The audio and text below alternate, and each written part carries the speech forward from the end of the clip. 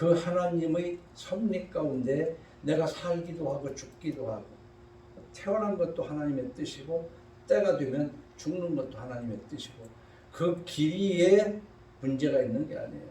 그리고 그 사는 동안에 하나님의 섭리 속에서 화를 당하기도 하고 참으로 복을 받기도 한다 그 말이에요. 이 창조주 하나님에 대한 지식과 믿음이 없이 예수 믿는다는 것은 헛된 소리예요. 스스로 자신을 속이는 거다 그 말이에요. 근데 그것만 믿어서 되겠습니까? 예수는 누구냐? 하나님이 거룩하신 육신으로, 우리와 같은 육신으로 오셔서 내 죄를 대신하여, 오늘 찬송도 성시교도 다 그 주 예수 그리스도의 은혜를 기리고 있어요. 그 예수 그리스도를 믿는 믿음으로 살아야 되는데, 우리는 그 두 가지 큰 축에 하나를 더해서, 그러니까 이제는 하나님의 말씀을 읽어가면서 하나님의 말씀에 성화되어 가는 삶을 사는 것이다. 우리는 세상에 사는 사람들과 다를 바가 없는 똑같은 욕망을 가진 사람이에요. 그러나 그 욕망을 누르고 그것보다는 더 성화해야 되겠다.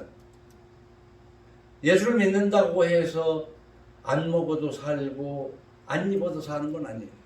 먹고 입어야 되지만 우리는 그것을 위해서 사는 것이 아니라 성화를 위해서 산다는 것이에요.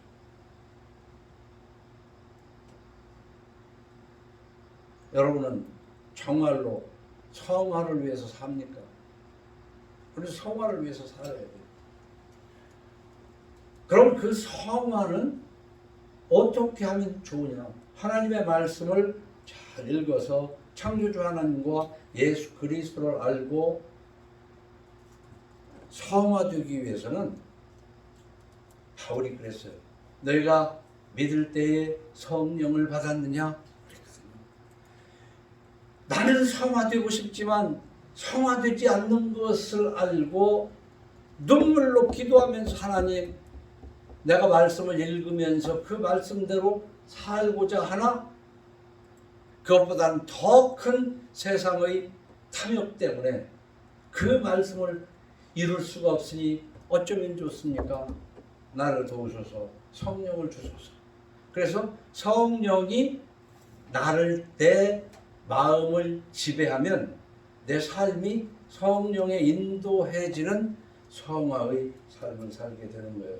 성령이 하지 않고는 마음으로는, 육신으로는 원하되 정말 나약한 인간인 걸 알아요.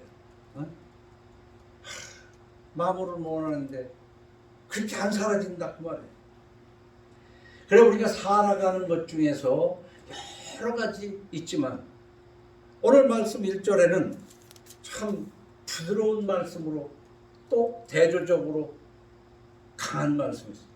유순한 대답은, 참 우리가 살아갈 때에 그 유순한 대답은, 아이들을 기르면서도 보통 때는 이뻐, 이건 그렇지요, 예쁘지요 하다가도 이 말을 잘 안 듣고 뭔 얘기를 하면 그냥 소리를 벼락 지르면서 그따요 이렇게 나가잖아. 그래서 이 대인관계에서도 참 유순한 대답,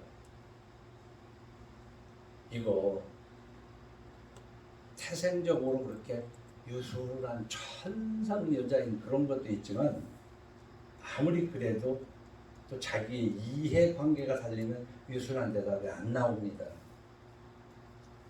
어떻게? 성령이 역사할 때는 내 마음에서는 성을 내고 싶은데 입술에서는 하나님이 역사해서 유순.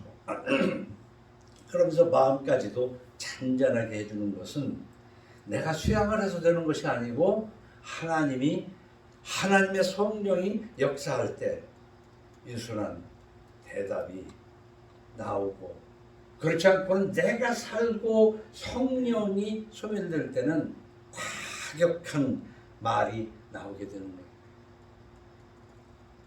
어때요? 지난 한 주간 살면서 여러분은 얼마나 유순한 대답을 하면서 살았습니까?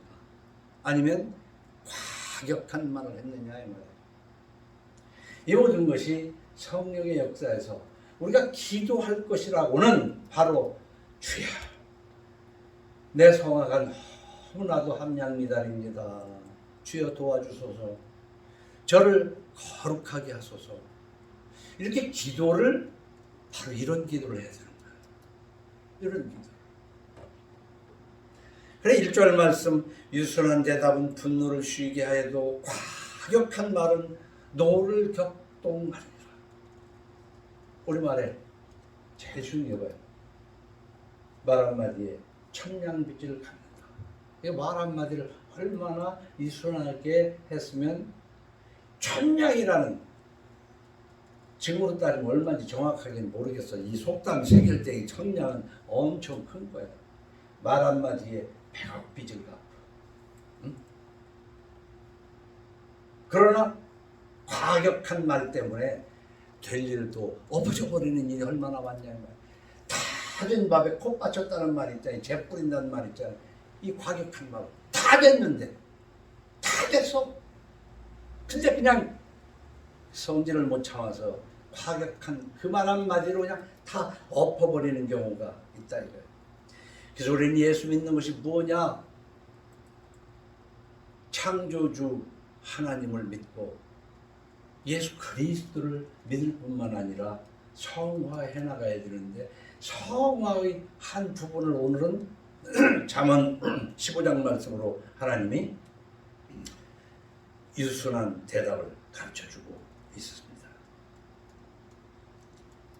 4절과 18절이 유사한 말씀으로 온순한 혀는 곧 생명나무이지만 온순한 혀, 유순한 대답 아닙니까? 패역한 혀, 곧 과격한 말 아닙니까? 그것은 생명나무와 마음을 상하게 하는 것을 대조적으로 이렇게 기록을 해놨습니다. 18절을 봐요. 분을 쉽게 내는 자는 다툼을 일으켜도 노하기를 더디하는 자는 시비를 그치게 하는. 얼마나 옳은 말씀이에요. 이거요. 잠언 말씀을 읽으면은 특별히 이 강의할 필요도 없어요. 그냥 읽으면서 그냥 시를 읊듯이 조용히 시라는 것은요.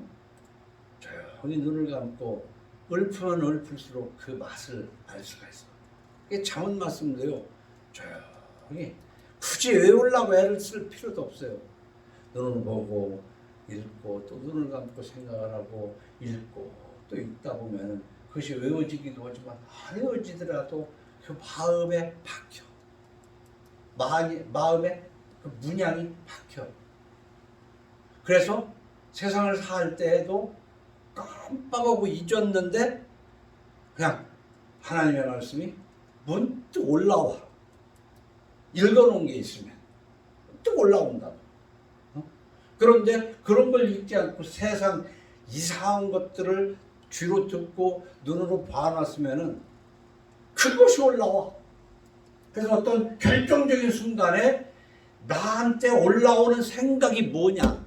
하나님의 말씀, 시편, 잠언 어느 부분이 올라오는 사람과 그 말씀은 생각도 안 나고 야 그래도 그럴 때는 이렇게 해야 돼 하고 악인의 꾀가 올라오느냐 이 말이야. 내 삶이 어떻게 견인되는지를 깊이 생각을 하면서 살아야 됩니다. 그래서 오늘 말씀을 읽어갈 때 성령을 받아야 노하기를 속히 하는 자는 어리석은 일을 행하고 사람이 성내는 것이 하나님의 의에 이르지 못한다는 것을 깊이 깨닫고 그래 인간적으로 노력도 필요해요. 그래 성내지 말자. 유순한 대답을 하자. 해도 성령이 아니고는 마음과 달리 그냥 버럭 성질을 내게 되고 그래서 좋은 관계를 다 흩어버려. 다 된 밥에 재 뿌리고 꽃 받쳐.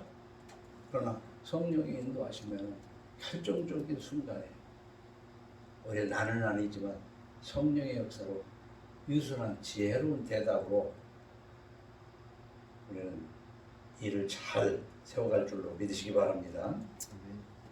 예, 극심한 나는 이제 저는 이번에 이제 이 말씀 유순한 대답에 대해서 이 정도로 하고 이 세상은요 이 유순한 대답만 생각을 하게 되면 안 돼요.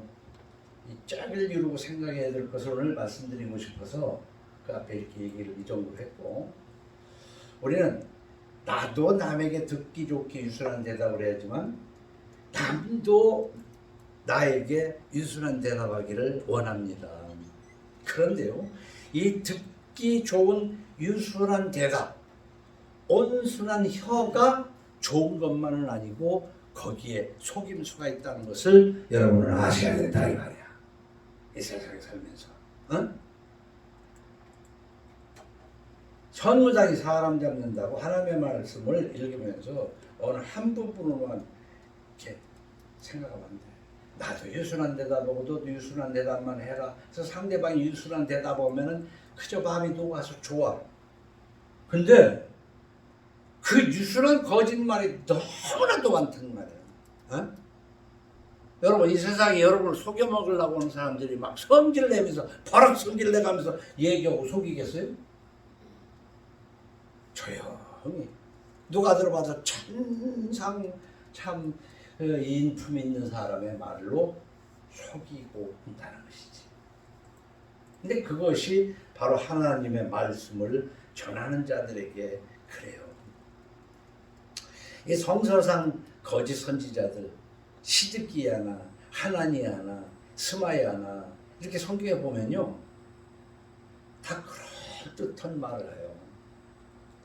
쉽게 얘기하면은 듣기 좋은 유순한 말로 오지 막 요즘에 설교라는 것도 그래 달콤하게 듣고 나면은 막 감동받았어.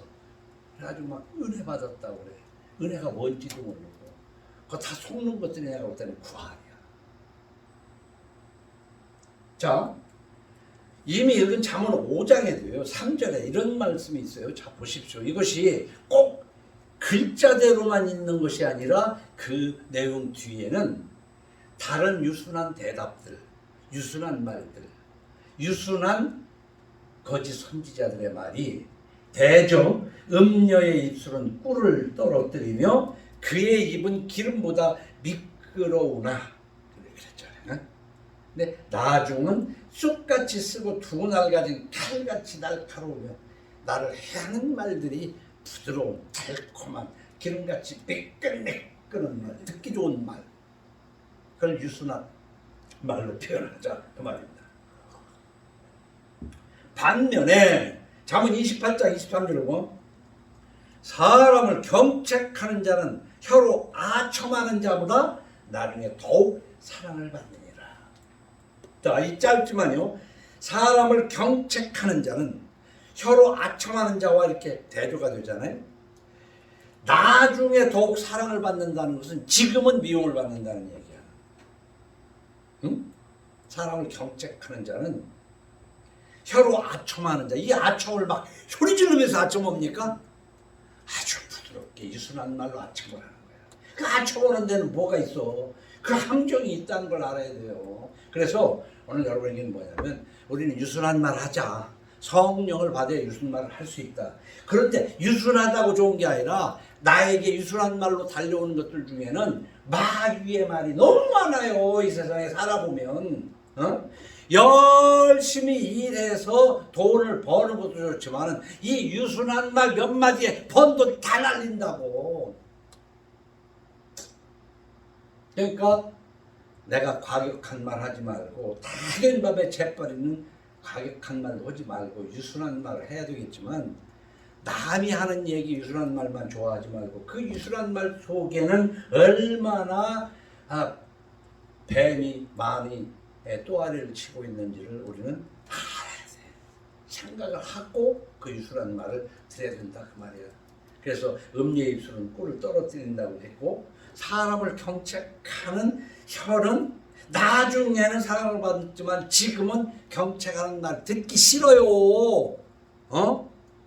내가 오늘 오면서도 얘기했지만은 인간의 인품, 그리스도의 인품이 뭐냐고 그러면요. 우리 인간의 인품은요 여러 가지로 잘 입고 넥타이 매고 다니는 게 인품일 수도 있어요. 그러나 자기의 잘못을 깨달는 게 진짜 인품이야. 사람이 잘못을 안 해야 되겠지. 그럼 어떻게 안 하고 삽니까? 그러나 자기가 잘못한 것은 깨닫고 아파하면서, 그러나 못 깨달았어. 그럴 때는 누가 얘기를 해주면 그래.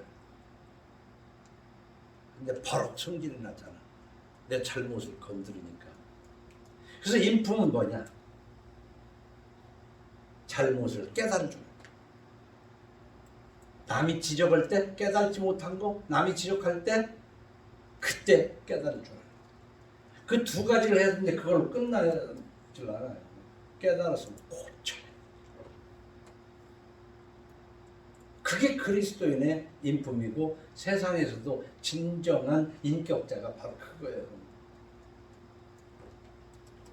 그래서 사람을 경책하는 자는 당장은 미움을 받지만 나중엔 더욱 사랑을 받게 되는데요. 이 사람을 경책하는 것은요, 어떻게 보면 그냥 남 너무 나쁜 것만 얘기하고 막 비난한다고 그것하고 섞여져 가지고 도대체 남의 잘못을 얘기하면 나쁜 사람 같아 가지고 얘기하기도 어려운 세상이라는 거예요. 그러나 남의 잘못을 사랑으로 얘기하기 어렵지만 성령을 받으면 안 할래 안 할 수가 없는 거야. 안 할래야. 그것이 예레미야서에 있어요. 여러분들도 들은 줄 예레미야 20장 7절. 여호와여, 주께서 나를 권유하심으로, 이게 성령께서 시키시기 때문에 그 말이에요. 내가 그 권유를 받았사오면 주께서 나보다 강하사 이기셨으므로 나는 하기 싫어. 남들에게 그거 잘못이라고. 그러나 하나님이 강해. 성령이 강하게 역사하니까 내가 졌다 그 말이에요. 그래서 나는 성령의 역사로 하나님의 말씀을 전했다는 말이에요. 이 얘기는 뭐냐면, 자, 예루살렘 망한다. 하나님이 그걸 전하라는 거거든. 그런데 거짓 선지자들은 정말 염려마 어느 쪽이 듣기 싫어요. 아니 어느 쪽이 듣기 좋아요. 여러분의 삶에도 사실은 여러분 지금 그 죄 때문에 망하는데 너 그러지 마 얘기해 주는 사람하고, 그래도 좋은 점이 많잖아. 아유, 권사님은 훨씬 좋아. 얼마나 듣기 좋고 바로 그렇게 하라고 기독교는 가르쳐줘. 그게 기독교의 덕이라고 생각을 해. 그러나 제가 볼 때는 그렇지 않아요. 남을 깔아뭉개려고 비하해서 얘기하는 게 아니고 정말 그 사람 생각해서 얘기해야 되는데 웬만해가지고 얘기 못하는 세상인데 성령을 받으면 이걸 할 수가 있는 거예요. 그래서 예레미야는 나는 하기 싫어요. 하나님 안 할래요. 근데도 하나님이 강함으로 이겼다는 거야. 어쩔 수 없이 했다는 거야. 어쩔 수 없이 안 할래 안 할 수가 없다는 거예요. 난 이 구절 9절까지를 읽고 눈물을 쏟아진 적이 참 많아. 이 구절만 읽으면은 막 그냥 눈물이 쏟아질 때가 많았어요. 지금도 그렇고.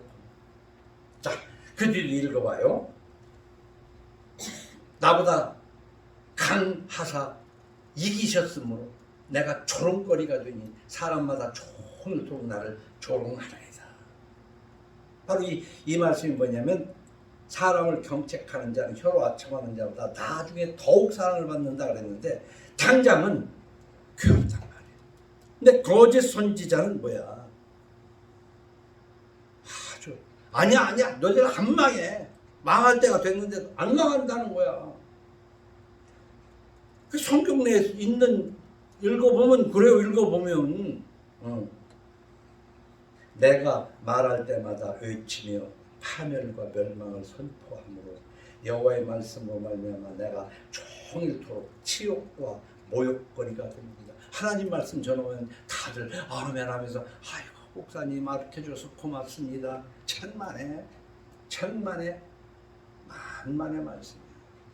그런 거 말고 살짝 돌려서 달콤한 말, 그 달콤한 말을 이 자리에서 얘기를 할 때 99사람이 감동받았어요. 은혜 받았어요. 목사님 사랑해요. 뭐 심지어 이렇게까지 해요. 그래서 한심하다는 거지. 교회는 교회가 아니라는 얘기도요. 한두 번 가지고 제가 그냥 얘기하는 게 아닙니다. 그리고 기껏 가르치는 교회에서 뭐하고 정말 양심적으로 성경대로 살으라는 게 아니라 교회 와서 맡아서 일하고 막 뭐하고 막 시키고 막 그래서 그거 잘하면 복 받고 믿음이 좋아서 복 받는다고 착각하고 살고 있어요. 지금 현대 교회는. 그거 다 아무 쓰잘데기 없는 짓. 아무 쓰잘데기 없는 짓. 자 보십시오. 9절에 내가 다시는 그래서 모욕거리가 되잖아. 그래서 내가 다시는 여호와를 선포하지 아니하며 그의 이름으로 말하지 아니하리라. 이렇게 마음을 먹으면 나의 마음이 불붙는 것 같아서 골수에 사무치며 답답하여 견딜 수 없나이다. 내가 이 대목 읽으면요 막 눈물이 쏟아지고 그 오래전에는 이 교회를 처음 시작을 모르면 이 말씀만 읽으면 막 한없이 울었어.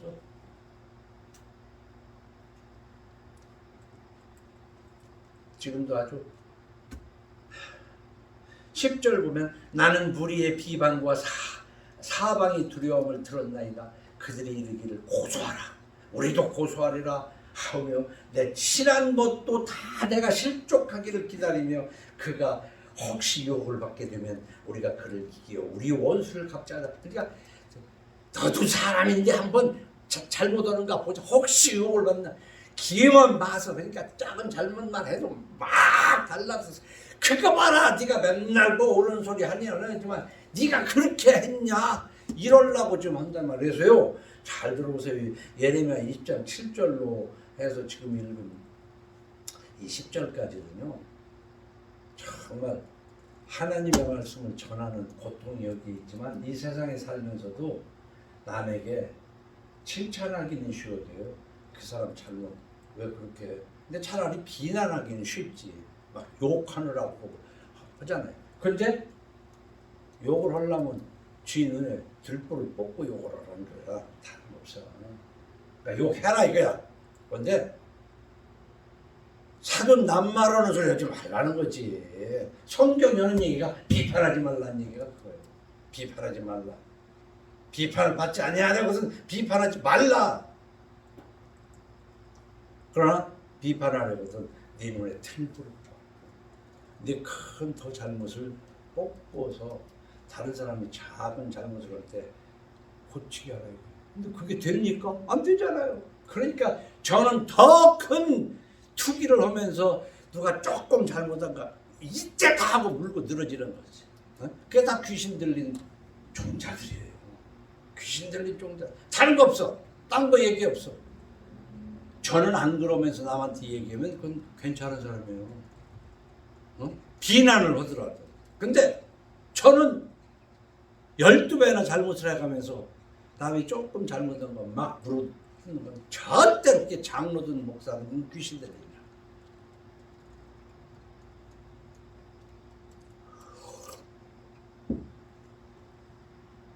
그래 우리가 말하는데 유순한 대답도 있지만 2절을 한번 보세요. 지혜 있는 자의 혀는 지식을 선히 베풀고 이 지식이라는 게 나쁜 것도 지식일 수 있겠지만 좋은 걸 의미합니다. 미련한 자의 입은 미련한 것을 쏟느니라. 이게요 사람이 지혜로운 사람은 참 그 지혜가 그 사람의 멸류가 아니에요. 그러나 미련한 사람은 그 미련한 게 그 사람의 그냥 그 사람이야. 그래서 이 말씀은 우리가 재물을 나타내는 지난 14장 바로 이 앞에 24절 15장이니까 14절 앞에 24절 보세요. 제가 70년대서부터 이 말씀이 좋아서 그 백자로 만들어 놨다는 지혜로운 자의 재물은 그의 멸류가 아니요 미련한 자의 소유는 다만 미련한 것이니라. 사람이 열심히 해서 돈을 모은데 지혜로운 사람은 돈이 멸류관이 될 수도 있어요. 근데 미련한 것이 가진 돈은 그 미련한 거 그 자체라니까. 벌은 것도 그렇게 벌었지만 쓰는 것도 그렇게 벌어. 우리말에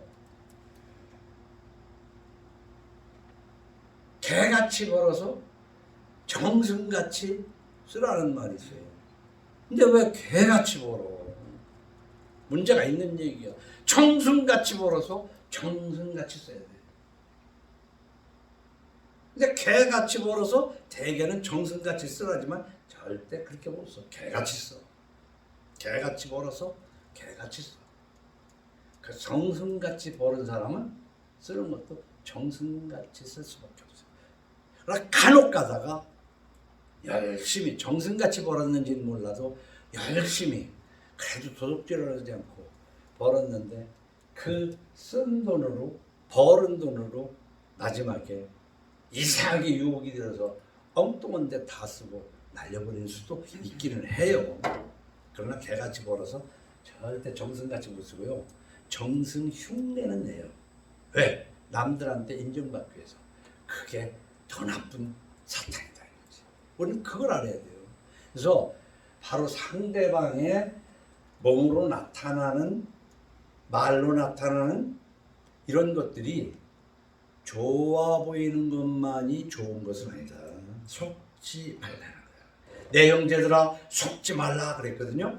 그게 첫째는 영적으로 하나님의 말씀을 거짓하는 거짓 선지자에 속지 말고 이 세상 사람들의 유순하고 아첨하고 꿀 바른 것 같고 기름 같은 말에 속지 말라는 거야. 우리 그리스도인은요 이런 것도 있어요.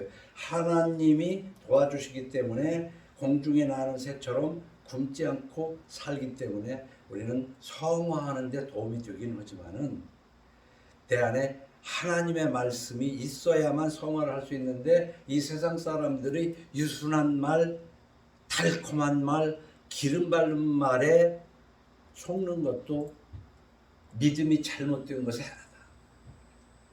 속지 말아야 돼. 속아가지고 고랑탕, 함정에 빠져가지고 신앙이 그냥 어그러지는 경우도 많이 있기 때문에 그렇습니다. 그런데 7절에 보면 2절이 그렇지만 지혜로운 자의 입술은 지식을 전파해도 미련한 자의 마음은 정함이 없느니라 그랬고 14절에 보면 명철한 자의 마음은 지식을 요구하고 미련한 자의 입은 미련한 것을 즐기느니라 그랬거든요. 그런데 이 세상의 말은요 생각하고 말하는 말을 얘기했잖아요. 여러분도 그거 말 생각하고 내 이 말을 해야 되는가. 근데 알지도 못하면서 그냥 하는 말이 많아요. 여러분 경험에도 그것이 있을 거야. 알지도 못하는 말을 왜 하냐고. 잘못된 말을 왜 해요. 응? 근데 말에는 알고 하는 말도 있지만 알지 못하고 하는 공허한 소리가 있어. 그러면 그 말을 듣고요 인생이 그냥 뒤집어지는 사람이 있어요. 좋은 말 한마디에 그 사람이 인생이 좋은 쪽으로 가는 수도 있지만 확실하지도 않고 이상한 말 한마디를 했는데 듣는 그 사람은요 인생의 방향을 바꿔 그 잘못된 말에. 그러니까 말 함부로 하면 안 되는 겁니다. 말 함부로 하면. 그래서 사람이 말을 하면서 내가 무슨 말하는지도 모르는 경우가 있는 게 베드로도 무슨 말하는지를 모르는 경우가 있었어요. 예수님이 변화산에서 이렇게 변화가 되니까 막 아유 내가 여기서 막 그냥 집 짓고 살았으면 좋겠다고 하는데 이 내리 베드로와 함께 있는 자들이 깊이 졸다가 온전히 깨어나 예수의 영광과 및 함께 선 두 사람을 보더니 두 사람이 떠날 때 베드로가 예수께 여짜오되 주여 우리가 여기 있는 것이 좋사오니 우리가 초막 셋을 짓게 하나는 주를 위하여 하나는 모세를 위하여 하나는 엘리야를 위하여 하사이다 하되 자기가 하는 말을 자기도 알지 못하더라. 이런 게 있어. 그냥 지가 하는 말을 지금 분명히 말을 했잖아. 주여 우리 여기 살고 싶어요. 초막 짓고 막 하나는 누구를 위해서 짓고 뭐 누구를. 근데 말하면서도 왜 지가 뭔 말을 하는지 모르더라는 거지.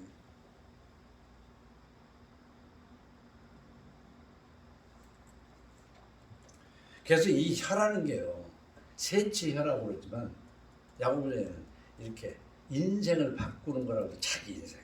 근데 이 세치혀에서 나오는 게 내 인생도 바꾸지만 그 말을 듣는 그 한마디에 이상하게 좋은 말에만 변화되는 게 아니라, 아, 그때 그 친구가 그 한 말에 내 인생이 바뀌어져 가지고 구렁텅이에서 고생할 수가 있다니까.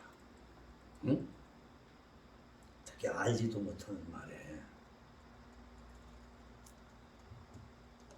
그래서 야고보 3장 7절 이하에는 이렇게 표현을 해요. 참, 이게 비유가요, 참 재밌는 비유가 성경에 너무나 많아. 여러 종류의 짐승과 새며 벌레와 바다의 생물은 다 사람이 길들일 수 있고 길들여 왔거니와. 그렇잖아요. 어? 우리는 집에 기르는 개나 고양이는 참 길이 잘 안 들어. 개는 그렇지. 그래도 고양이는 오라면 오기도 하고 그러잖아요. 그런가 하면 심지어는 벌레까지도 길들이잖아요. 이 사람이 길들이지 못할 것은 없다, 이렇게 이제 표현을 하는데, 이 비유로 그렇게 얘기하는 겁니다. 혀는 능히 길들일 사람이 없나니. 어? 이 혀를 길들일 사람이 없다는 거야. 이 말 조심. 유순한 말을 하자, 과격한 말을 하자, 뭐 어쩌고 저쩌고 아무리 해도 그 뜻대로 하면 돼. 성령이 역사하자. 성령이 역사하면은 옳은 말인 줄 알지만 나 이 말을 하면 손해나 하는데도 그 말을 마음으로 하기 싫은데 할 수밖에 없게 돼. 그게 성령 받은 자예요. 그러니까 성령을 받으면 유순한 말을 할 수가 있어. 길을 들일 수 있어. 근데 내가 길들이겠어요? 내 자식을, 그놈 혀를 내가 내가 내 혀도 못 길들일 수가 없지만 자식이, 마누라, 남편이고 그 혀 길들일 수 없어요. 안 돼요. 혀는 등이 길들일 사람이 없나니 쉬지 않은 악이요 죽이는 독이 가득한 것이라. 그러니까 근데 이런 혀로 우리가 주 아버지를 찬송하고 또 이것으로 하나님의 형상대로 지음받은 사람을 저주하나니, 이게 참 웃기는 거 아니에요, 이놈 혀가. 한 입으로 찬송과 저주가 나는도다. 내 형제들아, 이것이 마땅하지 않다. 그래서 이 혀가 한 입에서 이렇게 나오는데, 또 저기에서는 그런 말, 오물이 있는데 그 오물 구멍에서 그 오물이 한쪽에서는 쓴물이 나오고 한쪽에서는 단물이 나오고, 오물이 그런 오물이 있냐 라고 비유로. 그런데 사람의 입은 축복과 저주가, 유순한 말과 과격한 말이 번갈아 나와요. 교대해요.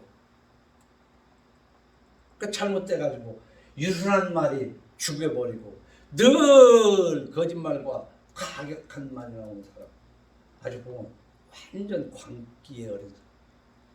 나 성령을 받아서 그 과격한 말, 거짓된 말을, 그러면 혀를 길들여야 돼. 그렇기 때문에 우리는 그 유순한 말이 좋은 것 같으면서도 하나님의 참말, 이 참말은 듣기가 싫다 이 말이야. 그래서 우리가 이제 늘 여러분이 지금 잠언을 읽어가면요, 뻔한 반복되는 말, 5절에 아비의 훈계를 업신여기는 자는 미련한 자요 경계를 받는 자는 슬기를 얻을 자요. 그 아비의 훈계를 다 듣는 게 아니에요. 업신여기는 자가 있다는 거지. 아비의 훈계를 불순종하는 정도가 아니라 업신여겨버려. 또 잔소리. 업신여긴다는 거야. 경멸한다는 거야. 멸시한다는 거야. 그래서 하나님께서 그 사무엘상 2장에도 그러잖아요.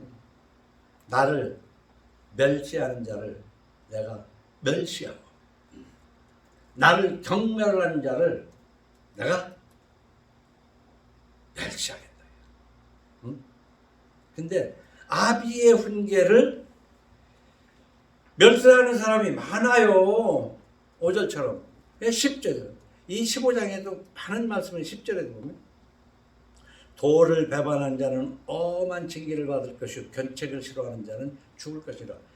이 견책, 뭔가를 가르쳐주고 지적하는 거거든요. 12절 거만한 자는 견책받기를 좋아하지 아니하며, 이 견책받지 않는 자는 거만하고 교만한 자다. 지가 잘났다 이거야.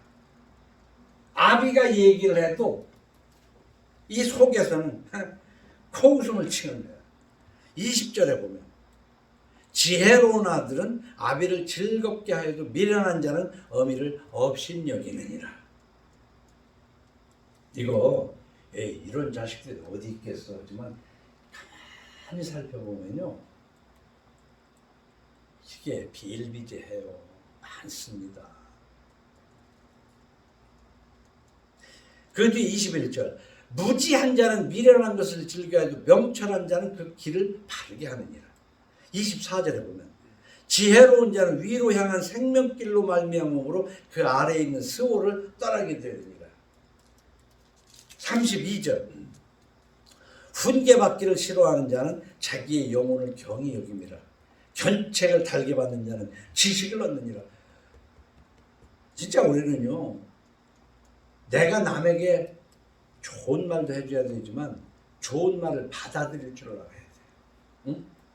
그러니까 다시 말하면 우리는 건강하려고 별짓을 다 해요. 근데 몸에 좋은 것을 골고루 먹어야 돼요. 반면에 나쁜 것을 먹지 말아야 되잖아요. 근데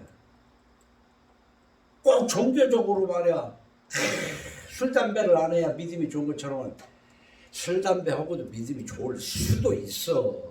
술, 담배는 몸에 안 좋은 거야. 종교적으로 따지면 안 돼. 술, 담배를 종교적으로 접근하지 말라는 거야. 제 얘기는. 그냥 건강, 의학적으로 접근을 하자 이거야, 술, 담배는. 좋을 거 하나도 없어요. 그리고 정신을 혼미해가지고 어느 순간 실수해서 인생에 아주 그냥 큰 분기점이 될 수가 있다. 응? 술이라는 거. 그래서 그리스도인의 성화를 계속해서 얘기해 나가지만은 그 성화는 어디에서 오냐? 훈계, 경계, 견책을 받으면서 특히 부모를 기쁘시게 하는 거예요.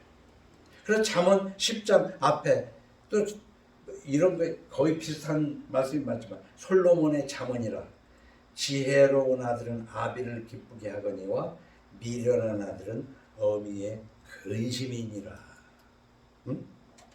자, 우리가 그리스도인으로서 창조주 하나님을 믿고 내 죄를 대속해서 죽으신 예수 그리스도를 믿으면서 성령을 받아 성화한다면 우선 첫째는 하나님을 기쁘시게 하고 부모를 기쁘시게 하는 거예요. 그게 예수 믿는 거야. 하나님을 기쁘시게도 안 하고 부모를 기쁘게도 안 하고 그러면서 교회 프로그램에 많이 참석해서 뭐 열심히 하고 목사하고 짝짝꿍이 해가지고 칭찬받고 그게 무슨 예수 믿는 거예요? 어? 그런 교회를 나가지 말라는 거예요. 내가 하나님을 믿지 말라는 게 아니라 대부분이 교회가 그렇게 돼 있어.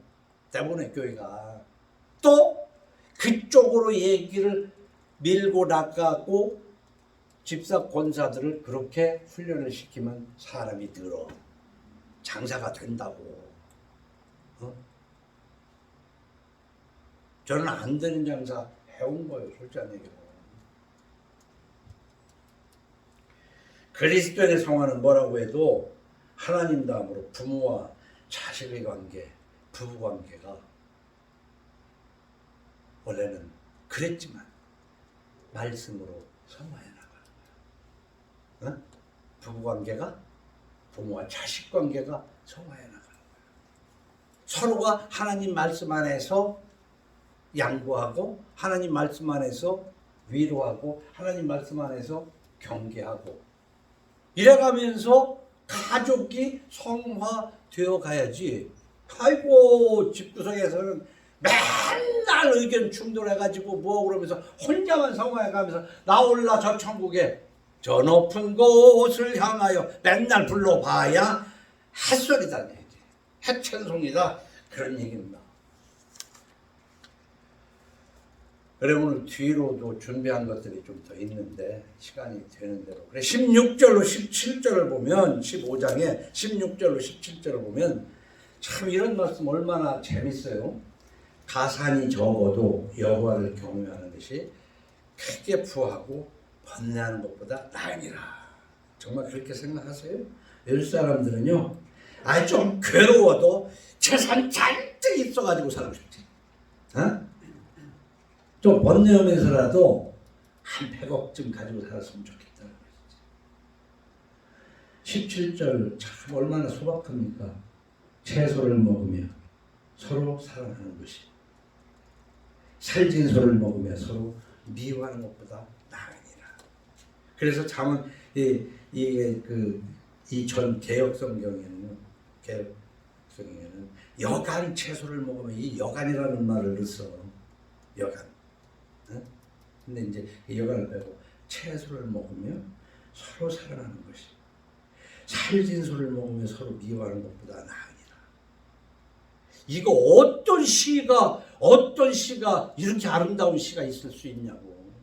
응? 어때요? 여러분 읽으면서 참 아름답잖아요. 그래서 채소를 먹으며 서로 사랑하는 것이 살진 소를 먹으며 서로 미워하는 것보다 낫기 때문에 잠언 21장 9절에서는 다투는 여인과 함께 큰 집에서 사는 것보다 운맥에 사는 것이 나으리라. 이런 말씀 있잖아. 잠언 21장 9절에 지난주에 소개한 거잖아요. 다투는 여인과 함께 큰 집에서 사는 것보다 차라리 안 다투는 여자하고 움막에서 사는 것이 낫다는 것이지. 응? 그래서 가와 만사성이라는 말이 이 성서적으로도 맞는 말이에요. 무슨 집안이 평안해야 뭘 해도 하지.